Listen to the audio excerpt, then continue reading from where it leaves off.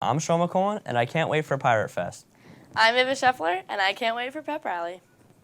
I'm Hannah Broxmeyer, and I have this week's Around Campus. I'm Connor Ward, and I have your week in Mepham sports. Cumulonimbus again?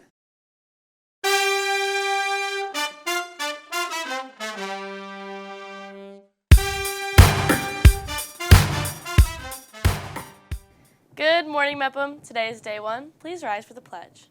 I pledge allegiance to the flag of the United States of America and to the republic for which it stands, one nation, under God, indivisible, with liberty and justice for all. Welcome back, Pirates. We hope you all had a fun, festive spirit week and are loving the Mepham gear we are seeing in the hallways. The week has led up to the big day today, Pep Rally.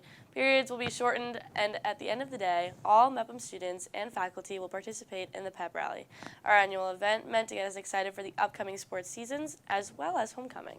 There is rain in the forecast for this afternoon, and Mr. Gomez will announce to us if Pep Rally is to be rescheduled for next week. However, the football team will play through the rain and hopefully win the homecoming game. Before we get to our homecoming story, Ava, let's make sure not to skip over Pirate Fest. Pirate Fest is also an annual tradition here at Mepham. From 12 to 2 p.m. tomorrow, clubs from all around Mepham High School will have booths, games, activities, and much more for students to enjoy. Clubs like Skull and Bones, Art Club, We Mean Green, Leo Club, and Operation Smile will all have booths that will welcome you and anyone else in the community with open arms. Be sure not to miss this year's Pirate Fest. And right after Pirate Fest is the long-awaited homecoming football game. Be sure to show up either in your homecoming shirts or decked out in all your favorite Mepham gear. This is the time to show off your pirate pride and cheer on your team and school. For more on the big game, here's Connor Ward with your week in Mepham sports.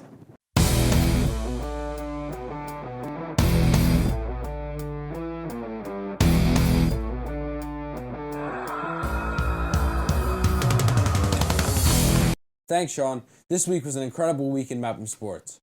A week where Mepham sports made national news. But that wasn't the only news. Tuesday, the girls' soccer team took on Wantagh and had an astounding 4-2 victory where senior captain Luciana Sedicate scored all 4 goals for the Lady Pirates, including this beautiful header off the corner from Olivia Brill in the first half.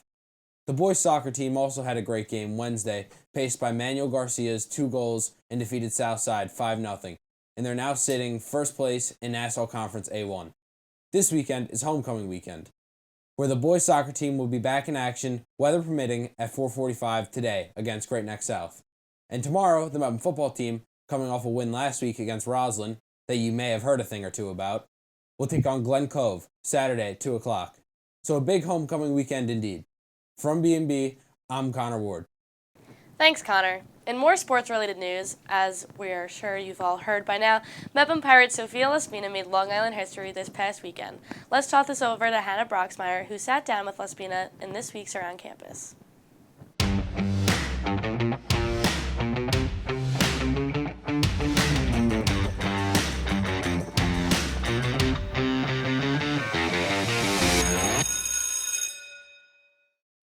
Hi, I'm Hannah Broxmeyer, and welcome to this week's Around Campus, where I get to sit down with a long line of Mepham sports stars, Sofia LaSpina. So welcome, Sofia. Thank you for having me. I'm really happy you could be here, because I know you're busy with other interviews.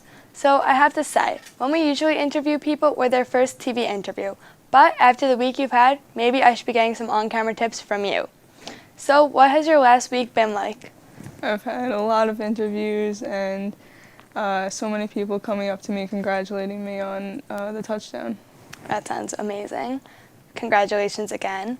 So by now, everyone knows that you're the first female player on Long Island to catch a touchdown, but you're not the first girl to play for the Pirates.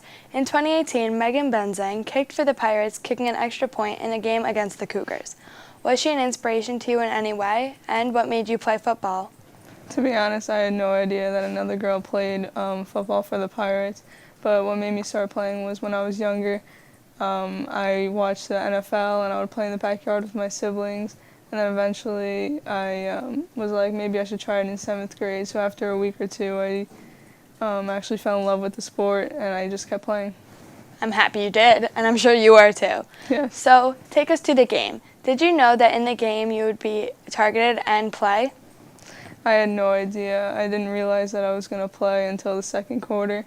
And then on the sideline, I did keep hearing my name, so eventually I thought that I would get the ball at least once, and that's what happened. Well, I'm happy they decided to pass you the ball. So tell us about the play where you caught the touchdown pass. Well, it was just I got a 5-yard out play from the coach. I ran the route, and the next thing you know, I caught the pass. That was a great catch, by the way. So you've known quarterback Peter Mayo since elementary school. What was it like to share a moment like this with someone you've known for so long? It was crazy. I was so excited that Peter was throwing the ball to me because of just how important everything has been, and it was just exciting to get it from him. I'm sure it was. So when you went out to play football, I'm sure you never imagined the week you had. So why do you think so many people in the media have paid so much attention to this past week's game? Because I'm sure it was surprising to some people, actually a lot of people, to find out that a female has scored a touchdown in high school. I'm sure it was. I was shocked, but I was very happy about it. What advice would you have for other trendsetters in the future? Should more girls play football? I think more females should play football or any other sport that they want, and don't let anyone tell you not to. I completely agree. So thank you for being here, Sofia. Now back to you guys in the studio. Thanks, Hannah. Congrats to Sofia. This has been quite the week. This week also saw the first elite events of this year. This past Tuesday, the Foreign Language Department held an elite event to celebrate the Mid-Autumn Festival. The event is celebrating Zongqiujie, which is the Mid-Autumn Festival that's celebrated in China. And to celebrate, we made tangyuan and lanterns. This was not only a great cultural celebration, but a great restart to the elite events we all know and love. Make sure to be on the lookout for more elite events happening in the future. In the meantime, we've got lots of fun planned this weekend.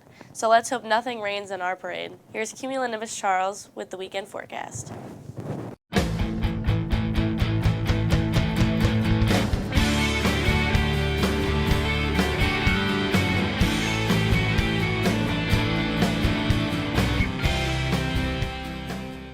Whoa, whoa, whoa, Ava.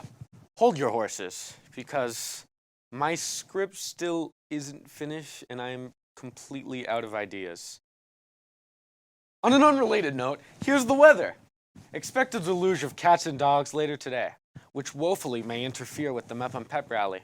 If we still have the Pep Rally, watch out for me, as I'm the captain of the football team and I'm in kick line.